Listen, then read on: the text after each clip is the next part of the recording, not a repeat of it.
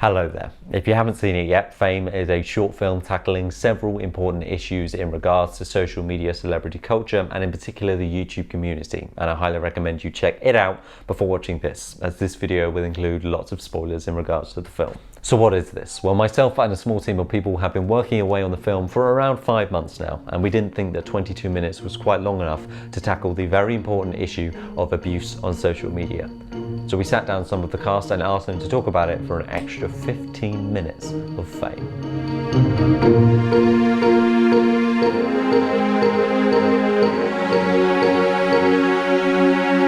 While writing the film, I wanted to address 3 topics related to abuse on YouTube. Firstly, consent, which I think of the 3 has been most widely covered already by the community. Secondly, sexting and the perhaps grey area between consensual teenage nudes and child pornography. And thirdly, and most prominently, the weird power dynamic between a creator and a viewer, particularly in regards to a creator using their power and influence to abuse. And it was this last aspect that I chose to focus on, particularly because it was so unique to this social media celebrity culture. What's interesting is that the film kind of shows those different things. So with his disloyalty to Frankie, he's kind of demonstrated how self-serving he's become in what he's doing, and his ability to kind of block out the bits of his personality that he doesn't want to think about. With the sexting, with the pictures potentially that he's being sent by fans, he's demonstrating his kind of manipulativeness. And so then the third thing we see is obviously the incident in the hotel room where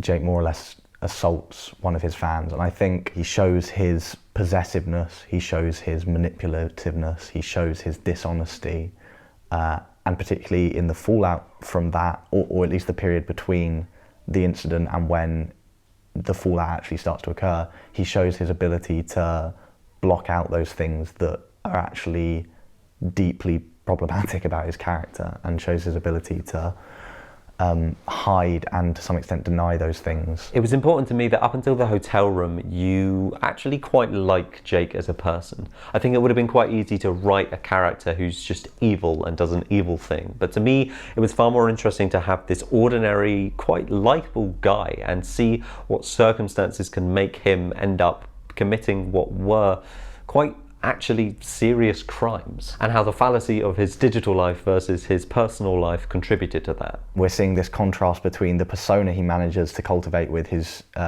channel and with his kind of social media presence, and then the actual character that's sitting behind the phone or the laptop writing those things, uploading those videos. We see in the film, even when he's really stressed about the deadlines for the book that he's working on, when he's stressed about videos he needs to upload, he's able to park those things to still upload a funny video of him working, even though we know he's actually stressed out as hell about it. Being someone in that position, you become aware of those differences between the face you have to put on for when you're doing the video and who you might actually be in real life. I think what we see is that in real life he's actually a lot more impulsive, he's a bit more petulant. Is there a difference between Frankie when she's a vlogger and behind the scenes, or is she just this person the whole time?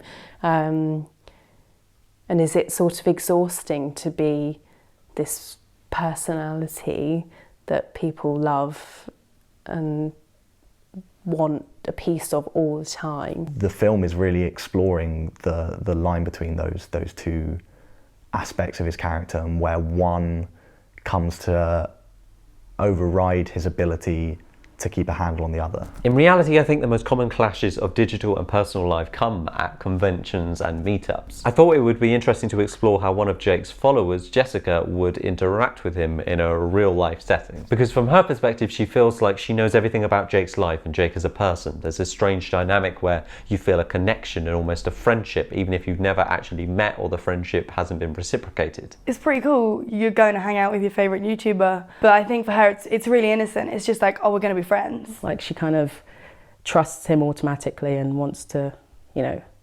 see if the YouTuber she kind of, you know, stalks daily is kind of the same in person. And obviously she thinks that she'll meet all the other YouTubers and become friends with them.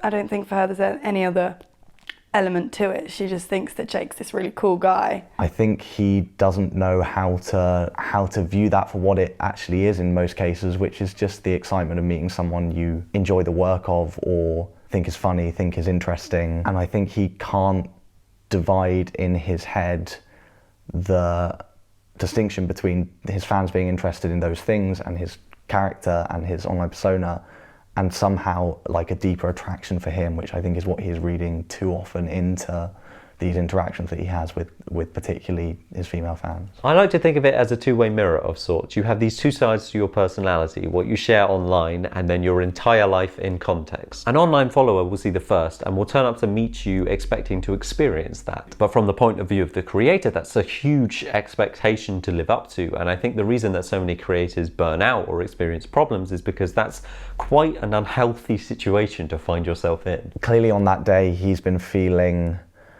a kind of weird alienation. I think he feels tired, I think he feels stressed out, I think he feels maybe bored with the monotony of it. He's really overwhelmed by it all. This is a lot. Like, I could never imagine having over 1 million people watch everything that I do and want to know everything about my life. And I think at this point it's got too much, and he thinks that I'm, as Jessica, genuinely interested in him as a person, when in fact I probably just am interested in the self that he puts out online. It is that I think he does have a genuine yearning for something meaningful, something romantic, maybe something that feels emotionally authentic, which I feel he feels like he lacks. I think he's aware that he has the power of the situation. He definitely tried to guilt trip her to start off with by saying, like, I thought you liked me and things like that. Clearly, as an audience member watching that, it's almost impossible not to see like the discomfort and the fear that Jess is feeling. Okay, she still really wants to be friends with him. She doesn't want this to ruin it, so she's trying to react in the littlest way possible. His narrative takes over, his perspective on things takes on prime importance in his mind, to the exclusion of what the people around him feel and think, and he doesn't let that in.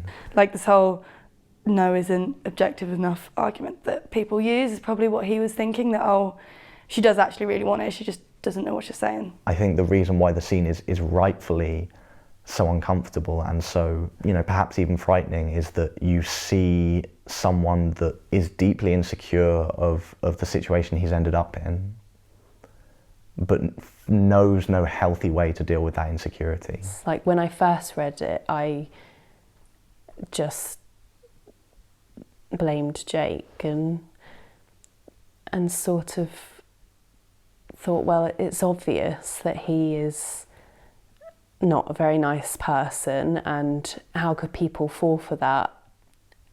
But the more, like, I've watched vloggers and got to know the world of vlogging and YouTube, I sort of understand how it could easily happen that it's easy to feel attached to these people when you watch them like almost every day and doing those day-to-day things. You sort of feel like they're your friend, and it's very easy for you to abuse that position and no one know about it. If there's a counterpoint to the messages about the risks of fame in this film, I think it's about the risks potentially of the breakdown of a genuine ability to engage with people in a healthy way that might be brought about by some of that stuff. The fans, I think, do have a little bit of responsibility too. If he's constantly being messaged in a certain way, then they're asking for a reaction. Some of these girls say like some obscene things online, which they clearly don't mean, like they obviously do not mean. But you're reading them all and you must think, oh, everyone that's watching these videos must think this. Because if you see just a snapshot and everyone's saying that, then surely what I'm doing is right. And she does actually, you know, she'll love what I'm doing right now. I don't think that he realises that they fall in love with who you present online and not who you are as a person. I think a 22-year-old YouTuber manipulating an underage fan for sexual pleasure is quite clear-cut and thankfully quite rare. But what about the recent surge in popularity in even younger 14, 16-year-old YouTubers engaging with their 14, 16-year-old followers? I feel like a large part of society, including to some extent the police, traditional media, and certainly parents, still struggle to understand social media culture as a thing. So So when cases of abuse take place, I don't think there's necessarily an established method of dealing with it. In FaMe, the film stops just short of an ending because I don't think there exists in real life a clear course of action. And when I asked the cast what they thought happened next, pretty much all of them came back with a slightly different answer. There was an actual investigation and people do look into it and look into every single side of it. But that probably didn't happen. That's just what I would like to happen. And that Jake learns the error of his ways and he realises that that's not correct. It's like I think in Frankie's bit when she goes, these people are in love with a person on a screen, not who you are in person. I would hope that he sees the difference in that. Everyone can relate to Frankie's relationship with Jake, and when he is obviously cheated on her, that is clearly wrong. The way he might be messaging his fans is a bit more of a grey area. If it's a thing of where they've abused their status and it's illegal, I think police should be involved. Personally, I think it should be involved because because if these things are not addressed, many other people will think, hey, it's okay. If he broke the law in any way, then obviously he should be punished for that. But I just don't know. It's all very... Because in a way you could just say, well, he's just talking to them, they're his fans and they want to speak with him, and if it's a one-on-one basis, you feel special. And I feel like it's his responsibility to realise that he's in a powerful position and not to abuse that. And if you want to speak with him, fine, talk about whatever you want, but just do it in a public way. I think that's the best way to prevent any bad, negative things going on. They have a position of power and people look up to them, and they have a responsibility to behave in a certain way. I think whether you think that's fair or not, once you've put yourself out there and you want people to follow you and respect you, you have a responsibility too. A few years ago in the UK and the US, there were a number of high-profile cases where YouTubers abused their position in a similar way that Jake does in the film. I really wanted to explore whether the culture and community had changed sufficiently to prevent